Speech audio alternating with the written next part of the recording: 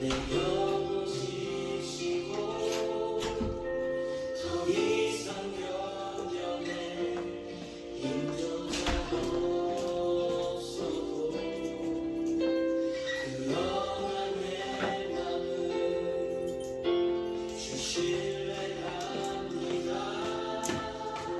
주님만 내 삶의 주인 되시니 주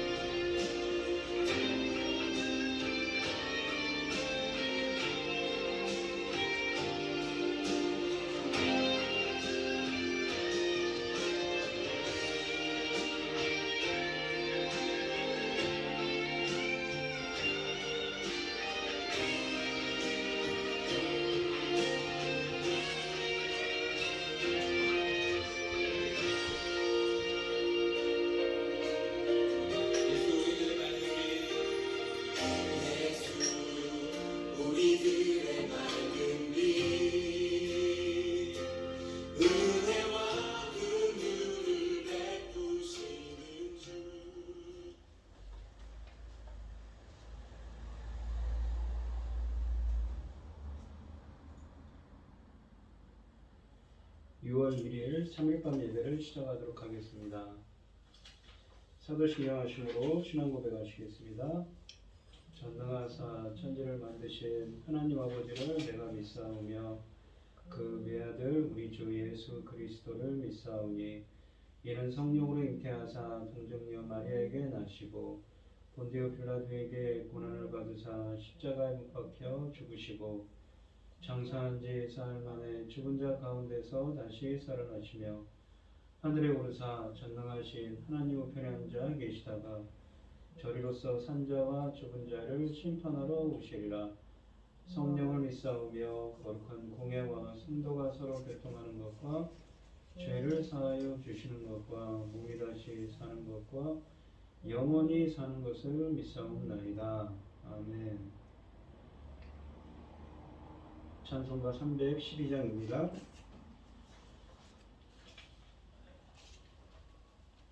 너 하나님께 이끌리어 일평생 주만 바라면 너 어려울 때 힘주시고 언제나 지켜주시리. 주 크신 사랑 믿는 자 그 반석 위에 서리라. 너 설레는 맘 가다듬고 희망 중 기다리면서 그 은혜로우신 주의 뜻과 사랑에 만족하여라. 우리를 불러주신 주 마음에 소원하신다. 주 찬양하고 기도하며 내 분부 힘써 다하라. 주 약속하신 모든 은혜 내게서 이루어지리라. 참되고 의지하는 자 주께서 기억하시리. 아멘.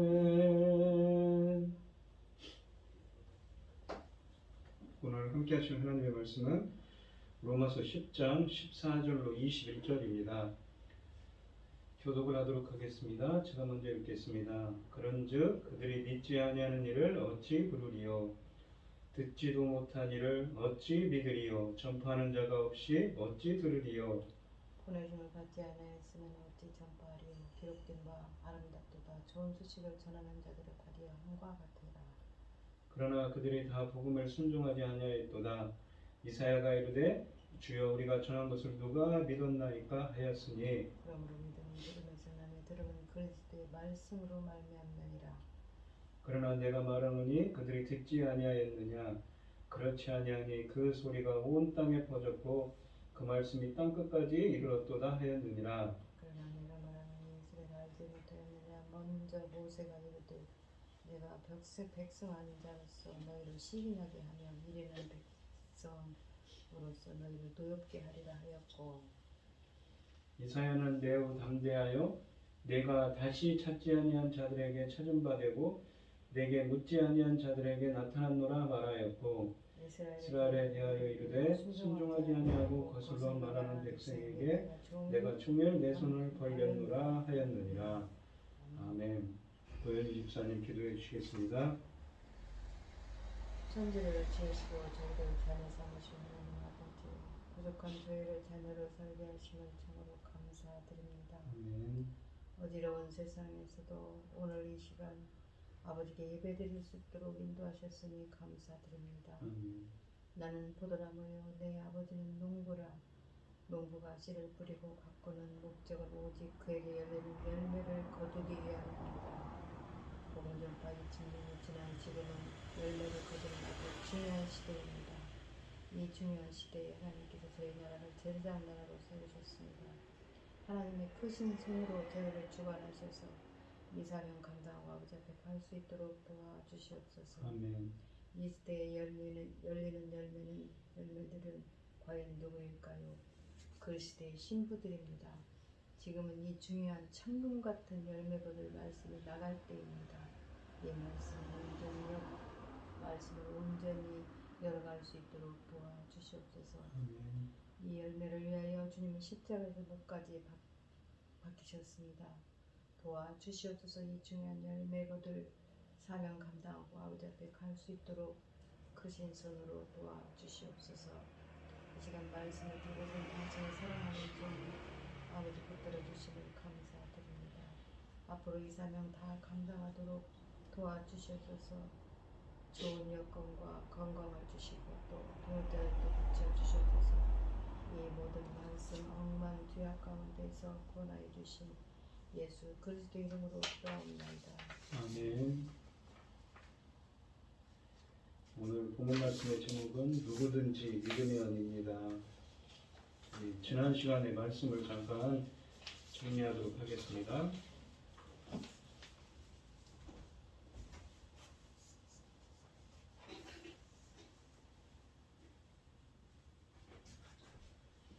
지난 시간의 말씀을 잠깐 정리해 보면 성경을 한번 보시지요. 이 9장 30절에 보시면 이 이방인들이 의를 얻었으니 곧 믿음에서 난 의라고 합니다. 이 유대인들은 근데 그 반대라고 하지요. 이 10장 3절에 보면 하나님의 의를 통하여서 6절에 보시면 믿음으로 말미암는 의, 에크피스티스입니다. 믿음으로부터 의로움을 얻었다는 말이죠. 이 10장 3절에 보시면 하나님의 의라고 그러죠. 우리가 로마서 6장 17절 말씀해 보면 하나님의 의가 나타나서 믿음으로 믿음에 이르가나니 오직 의인은 믿음으로 말미암으로 살리라 라는 말씀이 있었습니다.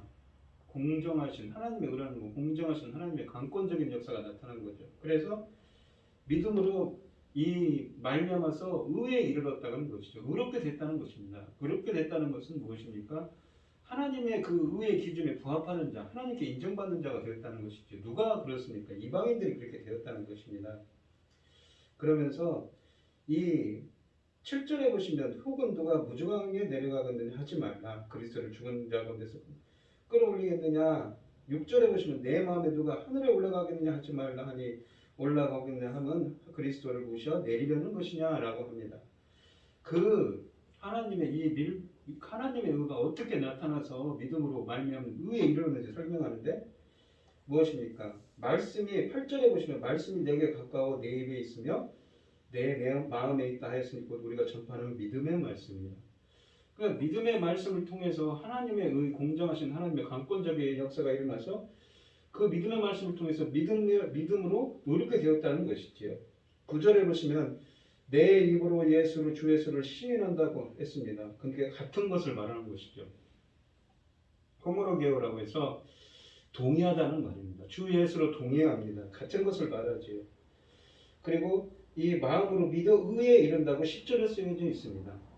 그래서 입으로 시인하여 구원에 이르느니라 합니다. 그러면서 10장 13절에는 무엇입니까? 10장 12절에 유대인이나 헬라인이나 차별이 없음이라 한 분이신 주께서 모든 사람에게 주가 되사 그를 부르는 모든 사람에게 부유하시도다. 영적인 풍요를 부어주십니다. 주님을 부르는 자에게. 그렇게 주님을 믿음에 들어가기 위해서 주님의 이름을 부르는 자에게 영적으로 풍요를 주시고 10장 13절에는 누구든지 주의 이름을 부르는 자는 구원을 얻게 된다는 것이지요. 그러니까 그 유대인들이 그렇게 됐다는 것이 아니라 유대인들은 걸리는 그 돌에 걸렸다는 표현을 쓰면서 그런 이야기를 합니다. 이 믿음에 이 하나님의 말씀에 순종하고 그래서 오늘 말씀에서는 순종하지 아니한 이스라엘 유대인들에 대한 이야기를 하고 있습니다. 이 14절로 15절 말씀을 보시면 그런즉 그들이 믿지 아니하는 것을 어찌 부르리요 듣지도 못한 일을 어찌 믿으리요 전파하는 자가 없이 어찌 들으리요 보내심을 받지 아니하였으면 어찌 전파하리요 기록된 바 아름답도다 좋은 소식을 전하는 자들의 발이여 함과 같으니라 라고 되어 있습니다. 이 바울은 보시면 이 본문에서는 이사야서 52장 7절 말씀 15절은 인용을 합니다. 좋은 소식이라는 것은 이 헬라어로 아가소스, 좋은, 선한을 뜻하는 말이고, 전한다라고 할 때는 이 말은 유앙겔리죠. 우리가 복음을 전파한다 할 때 쓰는 말입니다. 바울은 14절과 15절에서 어찌란 의문사를 동반하는 4개의 질문을 던집니다. 이들 질문은 부정적 답변을 하도록 유도하는 역할을 합니다. 어떻게 그렇게 할 수 있는가? 어떻게 그렇게 할 수 있는가? 라면서 그렇게 할 수 없다는 말이지요. 이 헬라어 문장에서는 한 질문의 끝에 위치한 동사가 다음 질문 첫머리에 등장하는 방식으로 이들 수사적인 질문이 쇠사슬처럼 연결되어 있습니다. 이것은 사람이 구원을 받으려면 어떤 일련의 단계들을 밟아야 하는지를 보여주고 있습니다. 13절에서 바울은 구원을 얻으려는 자는 누구든지 주의 이름을 불러야 한다는 원칙을 천명한 바 있습니다. 어떻게 주의 이름을 부릅니까? 바로 하나님의 의가 이르러서 나타나서 믿음으로 말미암는 의, 에크피스티스, 그 믿음으로 말미암는 의에 이르고 그런 자가 주의 이름을 부르어야 되는 것이지요. 하지만 사람들이 주를 믿지 않았다면 어떻게 그 이름을 부르겠는가요? 그들이 주에 대하여 듣지 못했다면 어떻게 그를 믿겠는가? 전하는 자가 없었다면 어떻게 그들이 복음을 듣겠는가? 보냄을 받은 자들이 없다면 어떻게 그들이 복음을 전하겠는가? 그러나 주께서는 복음 전도자들을 보내셨고 그들은 주의 위임을 받아 그것을 전했으며 사람들은 주를 선포하는 말씀을 들었으며 그들은 선포된 말씀을 통해 주를 마음으로 믿어야 하고 입술로 주의 이름을 불러야 합니다. 만일 믿음으로 주의 이름을 부르는 일이 없다면 이 선행하는 단계들, 즉 전도자들을 보내어 복음을 전하고 사람들이 그것을 듣는 것은 사람에게 아무런 유익을 주지 못할 것입니다. 바울은 15절 하반절에서 이사야서 52장 7절을 인용합니다. 좋은 소식을 전하는 자들의 발을 언급하는 이 이사야서 52장 7절을 인용하는 인용구는 본문에 있는 14절과 15절 상반절에 언급된 마지막 두 조건들인 주께서 전도자들을 보냈고 그들이 복음을 전했다는 것이 성취되었다는 사실을 진술하는 역할을 합니다. 이사야 본문은 좋은 소식을 전하는 자가 복수형으로 되어 있습니다. 문맥을 살필 때 이 복음 전파자들을 보낸 주체는 주님과 메시아가 되신 예수님이십니다. 이것은 복음 전파자로서 바울의 사도적 사명이 메시아 예수의 위임에 따라 이루어진 것임을 함축하고 있습니다. 이 이사야서의 인용구에서 아름답다로 번역된 헬라어 호라이스라고 되어 있는 이 헬라어는 기본적으로 때맞추어 제때라는 의미를 담고 있고 아름답다는 뜻도 가지고 있는 이 단어입니다. 그래서 문맥적으로 그리스도의 오심으로 복음 선포의 이 종말론적인 때가 시의 적절하게 제때에 이르렀다는 것에 초점을 두고 있기 때문에 이 전자, 그러니까 호라이스를 아름답다라고 해석하는 것보다는 제때에 이루어졌다라고 번역하는 것이 더 자연스러워 보입니다. 또한 14절로 15절은 복음 전파의 중요성에 대해 말합니다. 주님께 보냄을 받은 복음을 전하는 자는 귀하고 중요합니다. 왜냐하면 듣고 믿는 자에게 구원을 가져다 주기 때문이지요. 이 16절 말씀을 보시면 그러나 그들이 다 복음을 순종하지 아니하였도다.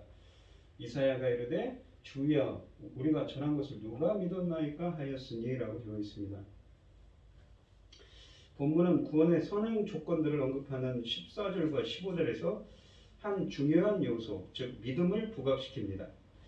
주께서 아무리 전도자들을 보내어 그들로 하여금 복음을 전하게 하고 사람들의 귀에 들려지게 한들 그들이 끝내 믿기를 거부한다면 아무 소용이 없게 됩니다. 유대인들의 경우에 14절과 15절에서 사슬처럼 연결된 구원의 조건들은 그들의 불신앙 때문에 실패로 귀착되고 말았습니다.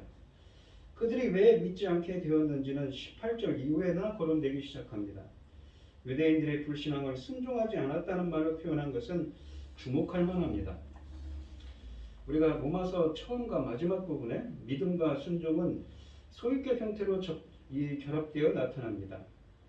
이 복음을 들을 때 근본적으로 중요한 것은 믿음의 순종입니다.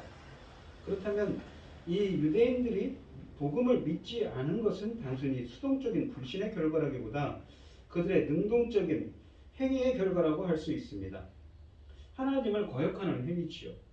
결국 바울은 본문에서 그들의 불순종에 의해 14, 15절의 연결고리가 깨어졌다는 점을 유대인들에게 그렇게 되었음을 강조하고자 합니다. 불신앙과 불순종이 내면적으로 긴밀하게 연관되어 있다는 사실은 이 본문 하반절에 있는 이사야서 53장 1절의 인용구에 분명히 나타내 줍니다. 주여 우리의 전하는 바를 누가 믿었나이까? 라고 묻지요.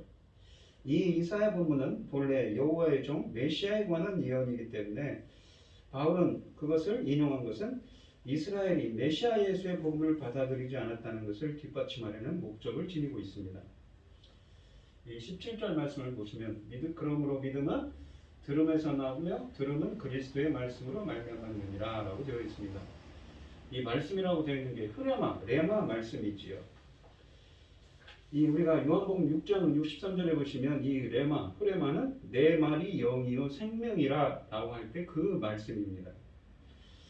이 16절이 이 14, 15절에서 제시된 연결고리가 깨진 사실을 진술하는 역할을 한다면 이 17절의 이 초두의 접속사, 이 막머리에 있는 그러므로라는 접속사는 결론을 소개하거나 요약하는 의미를 갖고 있습니다. 바울은 16절 하반절에 인용된 이사야서 53장 1절에서 믿는 것과 듣는 것의 연관성을 부각시켰기 때문에 자연히 믿음이 들음에서 나온다는 사실을 재진술할 필요가 있었을 것입니다. 그렇다면 17절의 마지막 부분은 14절에 언급된 연결고리 중 세 번째 단계를 넘겨받아 확대시킨 것이라 할 수 있습니다. 믿음을 갖게 만드는 들음은 하나님의 말씀, 즉 그리스도의 말씀이 선포될 때만 생겨날 수 있다는 것이지요. 믿음은 들음에서 나는 것이지만 들음은 그리스도의 말씀을 통해서 옵니다. 구원하는 믿음의 출처는 하나님의 말씀을 듣는 데 있습니다. 믿음을 불러일으키는 하나님의 말씀은 본문에서 그리스도의 말씀으로 동일시됩니다. 바울은 의도적으로 8절에 언급된 믿음의 말씀을 상기시키고 있습니다. 믿음의 말씀은 바울이 이방인 가운데 전파하는 메시지, 즉 예수 그리스도가 창조주이시며 구속주이시며 심판주로 오실 그가 죽은 자 가운데서 부활하신 것을 선포하는 내용을 담고 있습니다. 그렇다면 그리스도의 말씀이라는 표현은 그리스도를 내용으로 삼고 있는 말씀을 가리킵니다. 그리스도에 관한 말씀은 그의 죽음과 부활을 중심으로 하는 메시지이지요. 구원은 하나님의 아들 그리스도에게 초점을 둔 말씀을 들음에서 주어집니다. 따라서 믿음은 복음을 능동적으로 듣고 받아들이는 행위라고 할 수 있습니다. 믿음이라는 것이 그러니까 이 믿음이라는 것이 조직신학자는 이렇게 얘기합니다. 성령의 역사에서 믿음을 주는다고요. 수동적인 면도 있지만 믿음이 능동적인 것도 있다는 면이죠. 10장 18절에 보면 그러나 내가 말하노니 그들이 듣지 아니하였느냐 그렇지 아니하니 그 소리가 온 땅에 퍼졌고 그 말씀이 땅끝까지 이르렀도다 하였느니라. 이 17절이 믿음의 들음에 초점을 두었다면 18절은 이 주제를 질문 형식으로 발전시킵니다. 그들이 듣지 아니하였느냐. 이 16절이 복음에 순종하지 아니했던 유대인들의 불신앙에 대하여 언급한 것이 분명하다면 이 18절은 복음을 들었으면서도 믿음으로 반응하지 않는 유대인들에 대하여 말한다고 볼 수 있습니다. 선포되는 하나님의 말씀을 들어야 믿음이 생깁니다. 하지만 유대인들이 그것을 들었음에도 불구하고 불순종에 빠진 것은 하나님의 말씀을 들을 때 믿음으로 응답하는 데 실패했기 때문이지요. 따라서 그들은 선포되는 하나님의 말씀을 들었기 때문에 믿지 못한 것에 대해 핑계할 수가 없습니다. 이를 뒷받침하려고 바울은 시편 19편 4절을 본문에서 인용합니다. 바울의 질문에 들어있는 이 들었다라는 동사의 이 암시된 목적어는 17절에 그리스도의 말씀인 것이 분명합니다. 문맥적으로 바울이 말하려는 의도는 복음의 말씀이 땅끝까지 전파되었다는 것입니다. 그리스도를 통해서 도래한 새 시대에는 구원의 말씀이 더 이상 유대인들에게 제한되어 있지 않고 온 세상에 미치고 있습니다. 그런데 본문에 나오는 온 땅이라는 것은 전 세계를 가리키기보다 로마 제국에 속한 지역을 지칭하는 것이 분명합니다. 당대의 이 지리학적인 지식에 따라 바울은 아마도 스페인을 땅끝으로 이해했을 것입니다. 바울의 뜻은 이 복음이 로마 제국의 모든 개인들에게 전파되었다는 것이 아니라 로마 제국의 모든 나라에 전파되었다는 의미입니다. 이 19절 말씀을 보시면 그러나 내가 말하노니 이스라엘이 알지 못하였느냐 먼저 모세가 이르되 내가 백성 아닌 자로 너희를 시기하게 하며 미련한 백성으로서 너희를 노엽게 하리라 하였고 라고 되어 있습니다. 이 지금까지 일반적인 진술 형태로 전개된 것이 19절에서 이스라엘의 상황에 대한 묘사로 좁혀집니다. 이것은 16절로 18절의 동사들에 함축된 주어가 유대인들이라는 것을 시사해 줍니다. 이 18절은 소수의 유대인만이 구원을 경험한 것은 복음을 들을 기회가 부족했기 때문이 아니라는 점을 부각시켰다면 이 19절은 그들의 들음이 어떤 성격을 지녔는지 보다 심층적으로 다룹니다. 바울은 그들이 단지 피상적으로 들었기 때문에 하나님의 말씀을 알지 못했다는 핑계를 차단합니다. 그는 이스라엘이 알았다고 확증합니다. 그들은 율법과 예언에 담긴 하나님의 말씀을 통해 하나님의 계획과 목적이 무엇인지 알고 있었습니다. 바울은 이 사실을 뒷받침하기 위해서 두 개의 구약 성경 구절을 인용합니다. 이스라엘에 관해서 먼저 모세가 증언을 하고 또한 이사야도 증언을 합니다. 그러면 이스라엘이 알았던 내용은 무엇인가요? 이스라엘이 19절로 20절에서 인용된 구약 성경을 통해서 알았던 것은 온 세상에 전파된 복음을 통해 이방인들이 하나님의 구원 계획에 들어온 반면에 이스라엘이 오히려 그것을 거부함으로써 결국 심판에 처하게 되었다는 것이지요. 복음이 유대인보다 이방인들 중에서 더 환영을 받은 것은 역사적인 사실입니다. 하지만 그것은 유대인들이 복음을 전해드릴 수 있었던 기회가 적었기 때문이 아니라 그들의 완고한 그만한 불신앙으로 인한 것이었으며 구약성경도 이것을 예언하고 있다는 것입니다. 바울은 우선 신명기 32장 21절의 하반절을 인용합니다. 이 신명기에 인용하는 구절들은 이스라엘을 위한 모세의 이 노래를 담고 있습니다. 여기서 모세는 이스라엘 역사에 나타난 하나님의 구원 행위들과 이스라엘의 불순종과 죄악들을 나열합니다. 여기에 인용된 본문들은 이스라엘의 우상 숭배를 질책하는 하나님의 반응을 묘사합니다. 이스라엘이 신이 아닌 우상으로 하나님의 질투를 일으킨 것처럼 하나님도 백성이 아닌 자들로 이스라엘을 질투하게 할 것입니다. 이 보시면 시기하게 한다는 것이 질투하게 하신다는 것이 누가 하십니까? 하나님께서 이스라엘을 유대인들은 그렇게 하게 질투하게 만드신다는 것이지요. 하나님도 백성이 아닌 자들로 이스라엘을 질투하게 할 것입니다. 내 백성이 아닌 자를 하나님의 백성으로 삼겠다는 말은 이미 바울이 9장 25절로 26절에서 호세아서의 예언을 인용할 때 나왔던 표현입니다. 바울은 신명기와 호세아서의 표현 속에서 이방 선교에 대한 예언을 발견합니다. 19절 말씀은 이스라엘이 이방 백성으로 인해 질투하게 된다는 예언을 담고 있는데 바울은 이 예언이 이방 기독교인들이 하나님 백성 안에 들어오게 된 사실을 통해 이루어지고 있다고 보았습니다. 이 19절의 인용구에 등장하는 두 동사들은 미래 시제입니다. 바로 이 시기하게 하며 라는 말과 노엽게 하리라 라는 말들은 다 미래 시제이죠. 이것은 모세의 말이 바울에 의해서 예언으로 이해되고 있음을 시사합니다.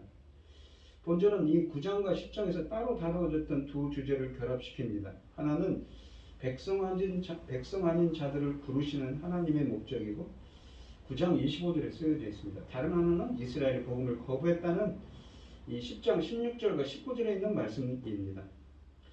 이스라엘이 복음을 거부한 일로 인하여 이방인들이 하나님의 아들로 부르심을 얻게 되었고 또 이방인들이 하나님의 백성의 반열에 들어오게 되므로 이스라엘의 시기와 분노가 촉발된 것은 하나님의 목적에 포함되어 있었다는 것이지요. 이게 이 시기하게 하며 노엽게 했다는 것은 하나님께서 그렇게 이 노엽도록 이스라엘 백성들이 그렇게 하도록 이방인들을 하나님의 아들들로 삼도록 그렇게 역사하실 것이라는 것이 이루어지고 있다는 것이지요. 이사야 20절에 보시면 이사야는 매우 담대하여 내가 나를 찾지 아니한 자들에게 찾은 바 되고 내게 듣지 아니한 자들에게 나타났노라 말하였고 라고 되어 있습니다. 이 나타났다 라는 말이 이 헬라어로 두 개를 다는데 엠프하네스 기노마이, 그러니까 엠프하네스 명백하다 라는 말과 기노마이 뭐뭇이 되다 라는 말의 합성어입니다. 이게 두 단어로 나눠져 있습니다. 그 의미가 무엇인가? 명백해졌다는 것이지요. 내가 듣지 아니한 자들에게 명백하여졌다. 그러니까 원래는 하나님 앞에서 택함 받지 않았던 이방인들에 대한 이야기를 하고 있습니다. 바울이 자신의 논지를 뒷받침하기 위해 두 번째로 인용하는 구약 구절은 이사야서 65장 1절로 2절입니다. 본래 유대인들에게 관련된 구절을 기초해서 이방인들에게 적용하고 있습니다. 언약 백성이었던 유대인들조차 반역한 백성으로 드러난 상황에서 그들을 회복할 것이라는 하나님의 약속은 역시 이방인에게도 적용될 수 있습니다. 9장 30절과 10장 20절의 표현 간의 연결점이 존재합니다. 이방인들은 의를 쫓지 아니하였으나 의를 얻은 것처럼 그들은 하나님을 찾지도 않고 묻지도 않았으나 하나님이 그들에게 이 찾은 바 되고 나타난 바 되었기 때문입니다. 이 두 수동태 동사들은 모두 하나님의 자기 계시, 하나님이 그들에게 역사하셨음을 지칭하는 이 동사들입니다. 결국 바울은 본문에서 이방인들이 하나님을 찾지도 않고 묻지도 않았지만 하나님께서 자신을 그들에게 계시해 주셨다는 것을 강조한 셈이지요. 21절에 보면 이스라엘에 대하여 이르되 순종하지 아니하고 거슬러 말하는 백성에게 내가 종일 내 손을 벌렸노라 하였느니라. 그러니까 이 20절까지 보시면 이 유대인들이 먼저 하나님께 선택받은 백성이었지만 복음을 순종하지 않았다는 것이지요. 근데 이 이사야서나 또 이사야서 같은 말씀들을, 신명기 같은 말씀들을 인용하면서 하나님을 찾지도 않은 이방인들에게 그 말씀처럼 이 복음이 그들에게 전해졌고 그들에게 자기를 계시했다는 말을 쓰고 있습니다. 그렇게 하나님의 말씀들이 나타나리라는 이 예언들이 이루어지고 있다는 것이지요. 누구를 통해서 말입니까? 바로 바울 사도를 통해서 이루어졌다는 말입니다. 21절에 보시면 이스라엘에 대하여 이르되 순종하지 아니하고 거슬러 말하는 백성에게 내가 종일 내 손을 벌렸노라 하였느니라. 본문은 이사야 65장 2절을 거의 문자적으로 인용한 것입니다. 여기서 그것은 이사야가 이스라엘에 대하여 말한 예언으로 제시됩니다. 이사야 선지자는 이스라엘이 범죄하여 하나님을 떠났으며 대신 이방인들이 하나님의 백성에 들어오게 될 것을 예언하였는데 이 예언은 바울의 선교 과정에서 성취되고 있습니다. 이스라엘은 하나님께로 돌아오려는 그의 계속적인 후세에도 불구하고 완악한 상태에 머물렀던 반면에 하나님은 자신을 찾지도 않은 이방인들에게 자신을 계시하셨습니다. 본문의 강조점은 하나님의 조건에 있습니다. 하나님께서 불순종하고 완고한 백성에게 그의 손을 종일 벌리고 계셨습니다. 본문에서 손을 벌리다는 표현은 이스라엘이 하나님께 돌아오도록 간절히 하나님께서 바라신다는 하나님의 모습을 묘사하는 것이지요. 하나님은 자기 백성을 버리지 않을 만큼 그들과 맺은 언약에 성실하신, 신실하신 분이시지요. 그리고 그들이 비록 지금은 순종하지 않더라도 거슬러서 말하는 백성이긴 하지만 언젠가는 그 거역하는 하나님의 백성들이 돌아올 거라는 하나님의 자비와 긍휼을 뜻하기도 하고 그들에게 종일 손을 벌릴 만큼 그들에 대한 예정과 관심을 가지고 있다는 것입니다. 이스라엘의 불순종은 이방인들을 향한 하나님의 환영으로 심판을 받았습니다. 그러나 이 심판을 받은 것은 그것이 비록 무엇입니까? 하나님의 계획 안에 이미 예정된 것이었죠.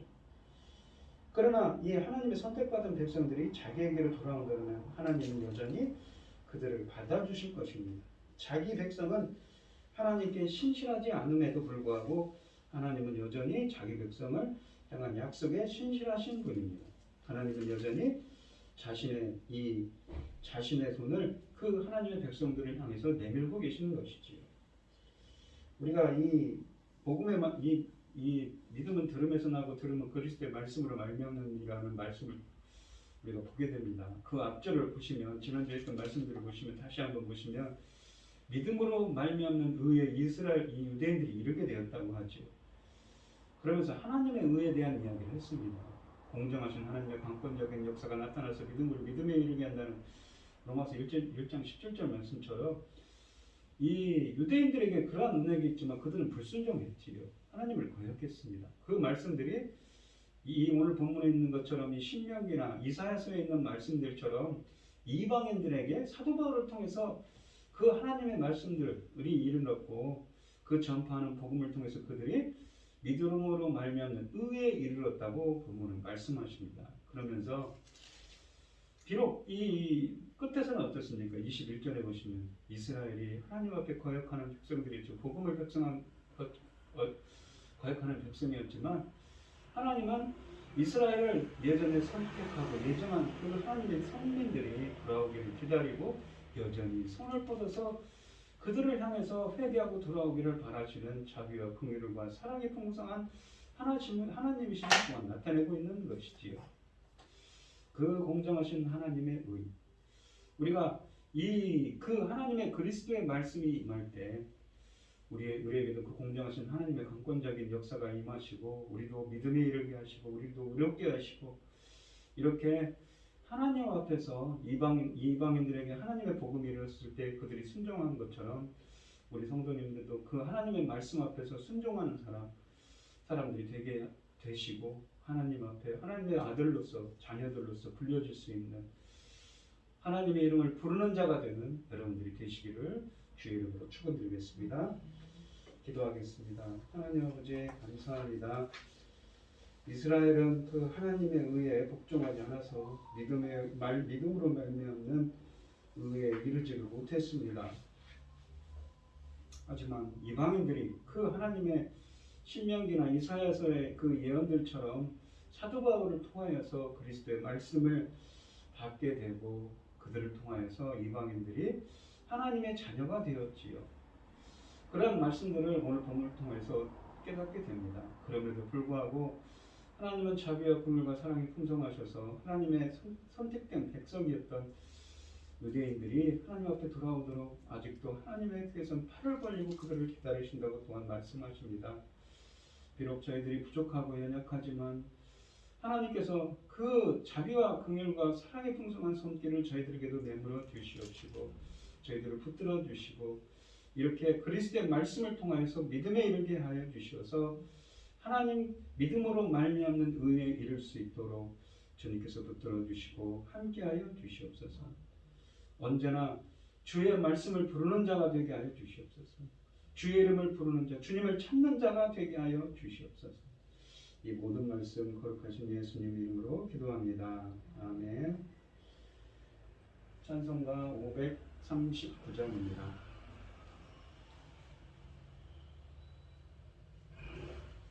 너 예수께 조용히 나가 내 모든 짐 내려놓고 주 십자가 사랑을 믿어 죄 사함을 더 받으라. 주 예수께 조용히 나가 내 마음을 쏟아놓으라. 은밀히 보시는 주님 그 은혜를 베푸시리. 너 예수의 은혜를 입어 내 슬픔이 없어지리. 너희 이웃을 늘 사랑하여 너 받은 것 거저주라. 주 예수께 조용히 나가 내 마음을 쏟아놓으라.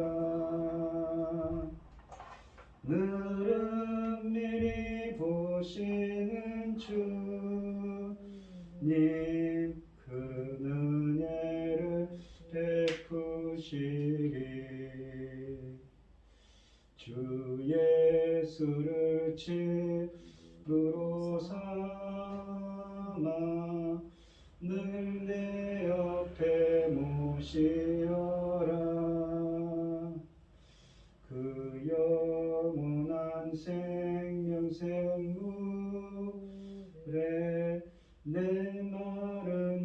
목축이여라. 주 예수께 조용히 나가 내 마음을 쏟아놓으라. 너를 미리 보시는 주님 그 은혜를 베푸시리. 너 주님과 사귀어 살면 새 생명이 넘치리라. 주 예수를 찾는 이 앞에 참 밝은 빛 비추어라. 주 예수께 조용히 나가 내 마음을 쏟아놓으라. 너를 미리 보시는 주님 그 은혜를 베푸시리. 아멘. 축도하심으로 오늘 예배를 마치도록 하겠습니다. 이제는 주 예수 그리스도의 은혜와 하나님의 극진하신 사랑과 성령의 교통하심이 그리스도의 말씀을 듣고 순종하기를 소원하는 의에 이르기를 소원하는 성도들 머리머리 위에 이제로부터 영원히 함께 있을지어다. 아멘.